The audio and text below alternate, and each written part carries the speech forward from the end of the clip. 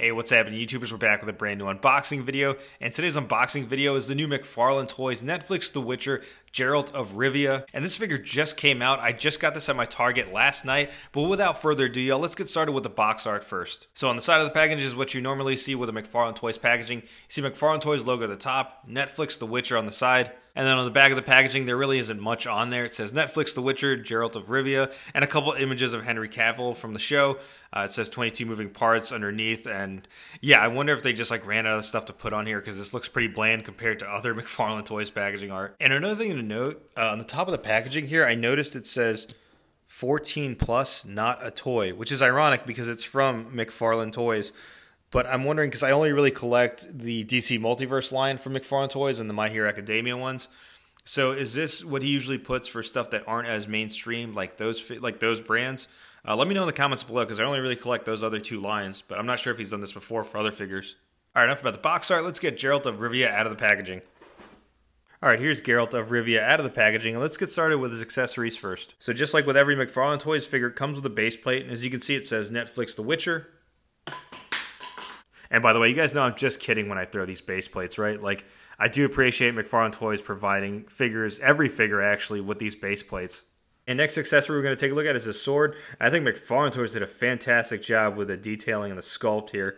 You can see the transcription right there, the details by the handle, and you can see like this textured pattern on there too. So kudos to McFarlane Toys with the detailing on here. And the next accessory is actually a nice touch. I didn't think they were going to throw this in here, but they have a soft goods cloak for Geralt to wear. So shout out to McFarlane Toys for going the cloth goods route on this. And just to show, it does come with these two laces, so it's easy to tie onto them. So you're just going like this. Alright, here's Geralt with the cloak on, and to be honest, I'm probably going to do it with the hood down because he kind of looks like a Sith Lord. A Sith Lord? Okay, I think that looks better. So what I did was I basically put the hood underneath his head sculpt, like the hair right there, so it kind of stays down, so it's not like popping up, but I think that looks better. Let me know what you all think. And now let's take a look at the figure itself, and I gotta say, in terms of like the face scan and the head sculpt, it does kind of look like Henry Cavill. Let me know what you all think in the comments below. I kind of have a random comparison, but he kind of looks like, if any of y'all out there ever watch Boy Meets World, he looks like the guy that punches Eric after Eric tries to punch him for punching Corey. Here's a reference for that. That's my brother!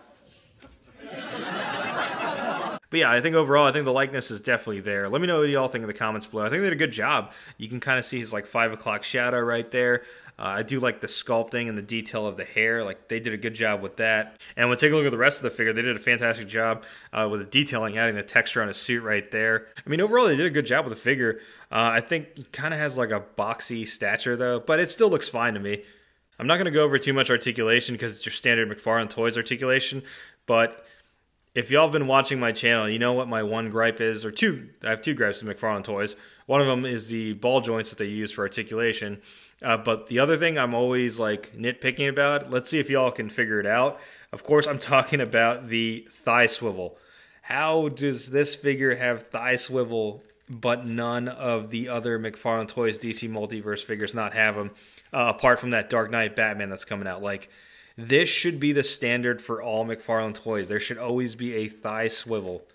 Like, that makes a lot of difference when posing these figures. So I think that's cool that they have it on this figure. I just wish they would implement it more in the DC Multiverse ones. Now, I'm not going to spend too much time on size comparisons just because I don't have any other Witcher figures from McFarlane Toys. So here's the size comparison I think that makes the most sense. Here he is standing next to a couple of DC Multiverse Snyder Cut Justice League figures. We have the black suit Superman and the red and blue Superman Target exclusive. And the reason why this makes the most sense is because both are being played by Henry Cavill. In terms of likeness to the actor, let me know in the comments below which one y'all think looks more like Henry Cavill, this Geralt of Rivia figure or these Superman figures. And next size comparison, here he is sitting next to McFarlane Toys' Todd McFarlane figure. Alright, so my overall thoughts on this figure is I definitely like it. I think McFarlane Toys did a fantastic job, especially with the sculpting and the detail, and that face sculpt is actually pretty good. The likeness to Henry Cavill is pretty good and more spot on than the Superman figures in my opinion. But also the shocking thing is to find a thigh swivel on this. I do hope McFarlane Toys at some point implements more thigh swivel in their DC Multiverse figures, just because it's an articulation cut that I think is sorely needed when posing their figures. But also a good thing about this is that soft goods Cloak. I would have never expected them to package a soft goods Cloak with a McFarlane Toys figure. So shout out to them, because the only cloth goods figure I think we have from them is like the Batman Year 2 and maybe the Retro 66 line. But yeah, let me know your thoughts in the comments below, YouTubers. And like always, if you like what you see, be sure to hit that like button. If you haven't already subscribed to the channel, go ahead and subscribe. Thanks for watching.